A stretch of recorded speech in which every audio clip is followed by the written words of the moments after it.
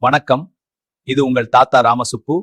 உலக பொதுமறை திருக்குறளை நான் புரிந்து கொண்ட மட்டில் சிறு கதைகள் மூலம் சொல்லும் முயற்சி இது. தவறிருந்தால் திருத்தவும், பிடித்திருந்தால் ஆதரவளிக்கவும்.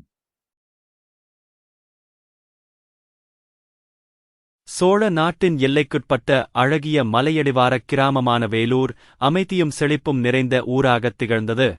அந்த ஊரை திறம்பட ஆட்சி செய்து வந்த சிற்றரசர் இளங்கோவன் மக்கள் மீது மிகுந்த அன்பும் கருணையும் கொண்டவராக விளங்கினார்.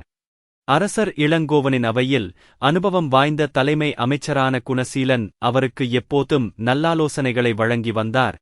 இருவரும் ஊரின் நலன் குறித்தும் மக்களின் பாதுகாப்பு குறித்தும் அடிக்கடி ஆலோசனை நடத்துவது வழக்கம்.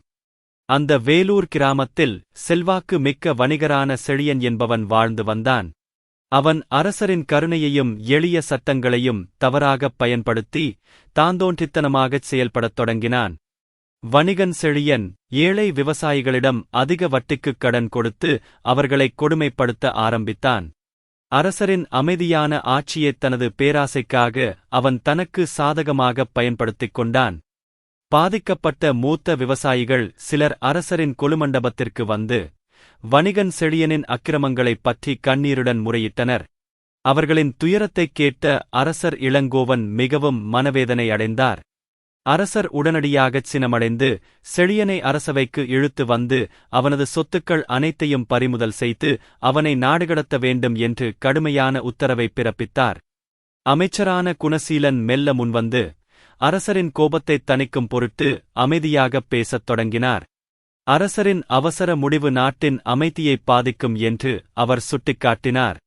அமைச்சர் குணசீலன் திருவள்ளுவரின் கடிதோச்சி மெல்ல எரிக என்ற குறளை அரசருக்கு நினைவூட்டினார். தண்டனையின் தொடக்கம் கடுமையாகத் தோன்றினாலும் தண்டனை வழங்கும் போது வரம்பு மீறாமல் மிதமாக இருக்க வேண்டும் என்று விளக்கினார்.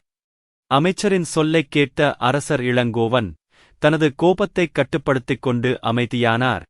குறளின் ஆழமான பொருளை உணர்ந்து தனது தண்டனை முறையை மாற்றியமைக்கத் தீர்மானித்தார். மறுநாள் கொலுமண்டபத்தில் வணிகன் செழியன் அரசரின் முன் நிறுத்தப்பட்டான். அரசர் கண்டிப்பான குரலில் அவனை நாடு கடத்தப் போவதாகவும் சொத்துக்களைப் பறிக்கப் போவதாகவும் அச்சுறுத்தும் வகையில் பேசினார். அரசனின் கடுமையான எச்சரிக்கையைக் கேட்டு வணிகன் செழியன் நடுநடுங்கிப் போனான். தான் செய்த தவறுகளை உணர்ந்து அரசரின் காலடியில் விழுந்து மன்னிப்புக் கேட்டான். அரசர் இளங்கோவன் தனது கடுமையான குரலை மாற்றி மிதமான தொனியில் அவனுக்கு நிபந்தனையுடன் கூடிய தண்டனையை அறிவித்தார். செழியன் ஏழை விவசாயிகளிடம் வாங்கிய அதிக வட்டியை உடனடியாகத் திருப்பிக் கொடுக்க வேண்டும் என்று ஆணையிட்டார். மேலும் செழியன் தன் லாபத்தில் பாதியை ஊரின் நல நிதிக்கு வழங்க வேண்டும் என்றும் இனிமேல் முறைகேடு செய்தால் கடுமையான சிறைத்தண்டனை விதிக்கப்படும் என்றும் எச்சரித்தார். செழியன் அந்த நிபந்தனைகளுக்கு முழு மனதுடன் ஒப்புக்கொண்டான். அரசனின் இந்த அறிவார்ந்த அணுகுமுறையைக் கண்டு அரசவையில் இருந்த முதியவர்களும் சான்றோர்களும் வியந்து பாராட்டி மகிழ்ந்தனர்.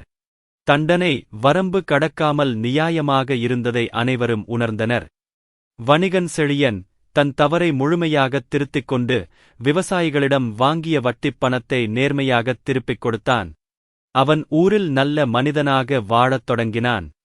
கடுமையான அச்சுறுத்தலும் சரியான அளவிலான தண்டனையும் செழியனை முற்றிலும் மாற்றிவிட்டதை மக்கள் கண்டு மகிழ்ந்தனர்.